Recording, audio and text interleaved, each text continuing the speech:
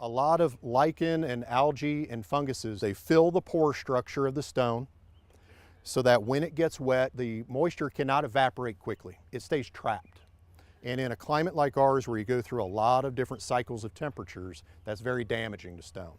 And also, a lot of those leave acids within the stone, those plants. Yeah.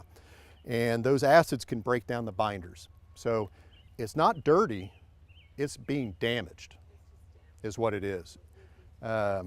So if you look at them that way, then it makes more sense. Then, oh, it's just dirty. No, it's not dirty.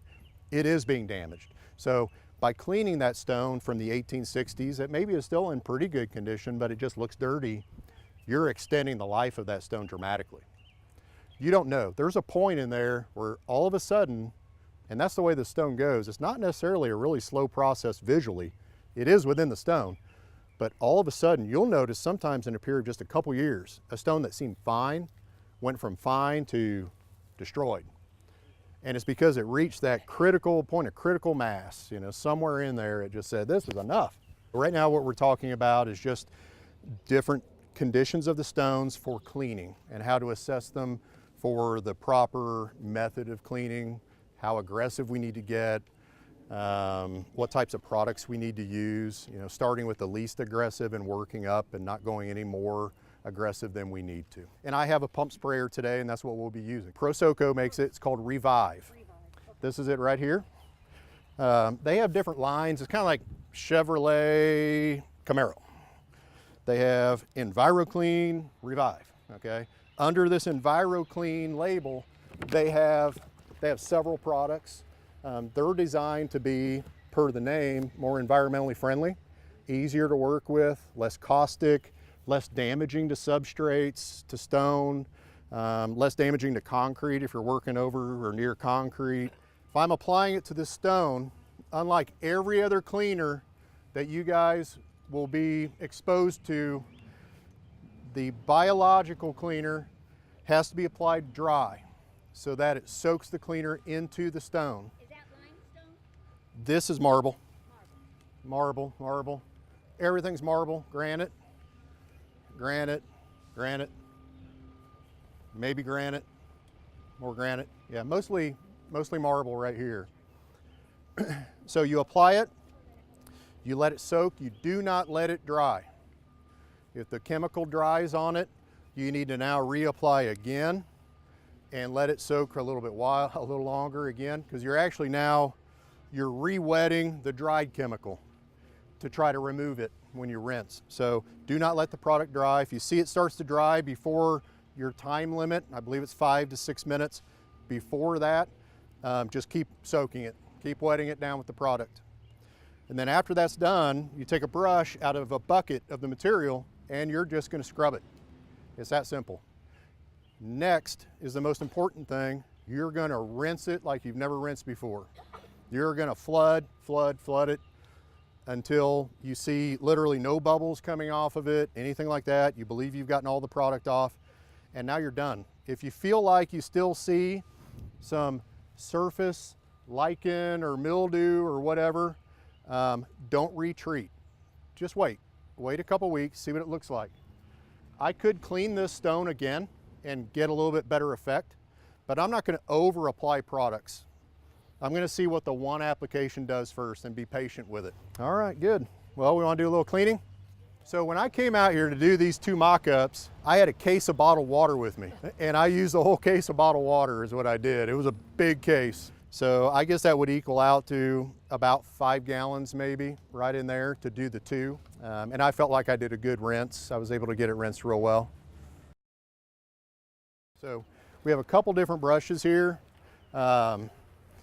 These are available just in like the cleaning department at Home Depot, Lowe's, Menards. Depending on how aggressive you feel you need to get with cleaning. But like I said, start with a do no harm approach, softer better. If you're not getting the effect you want, then step it up just a little bit each time. And then I also have just some little plastic spackle knives. So if I have an area where the lichen is really thick, before I scrub it, I may go ahead and loosen it a little bit.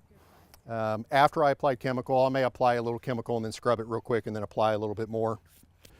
So, all right, young man, fill up this with this product. So we're going to use this and concentrate. Just pour it slowly. Yep, that's good. Let's start with that. Good job. Yep. All right.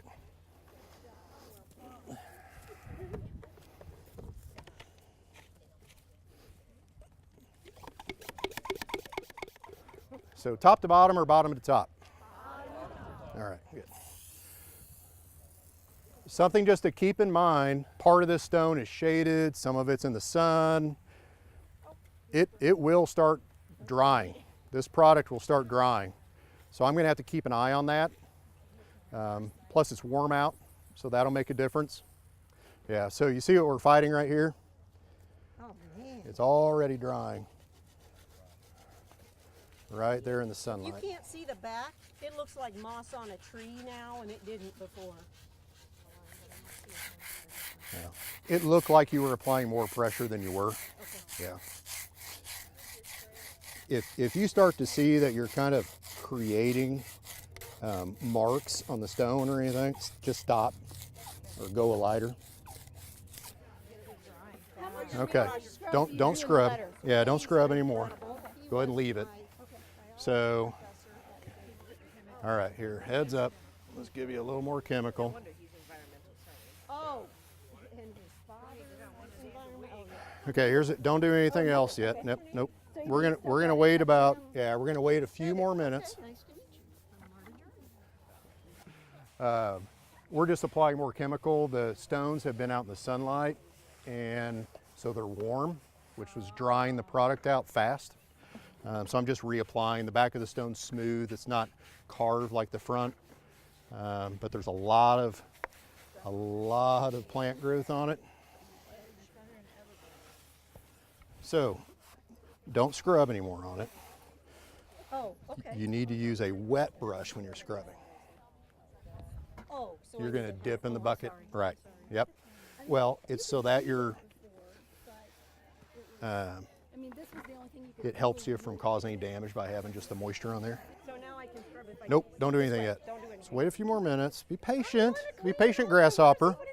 So would you, if you were working on a whole cemetery, would you, like this one's leaning, would you reset it before you did the cleaning, or would you clean it and then reset it? I would reset it, then clean it. Yeah. 'Cause it's okay now, but a few more years of it doing this, it'll eventually fall on its face. Right. Okay. All right, over my shoulder, we have one stone on the far left that we treated about 3 weeks ago. That stone looked just like the ones over my left shoulder, stones 1 and 2, after it was cleaned. But it took about 3 weeks to reach the state that it is now for the agents in the chemicals to completely react and do their job, be exposed to the weather, sunlight, to completely bleach out all the biological debris that was left on the stones. We've already rinsed those 2 off. We're cleaning 2 more stones now over my shoulder, and we're going to rinse those here in just a minute.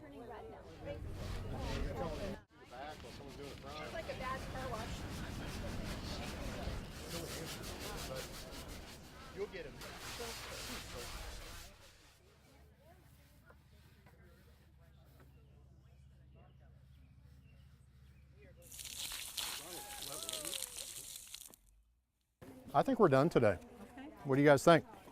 Good first day? Yeah. All right, good. A round of applause to all those volunteers. Yeah.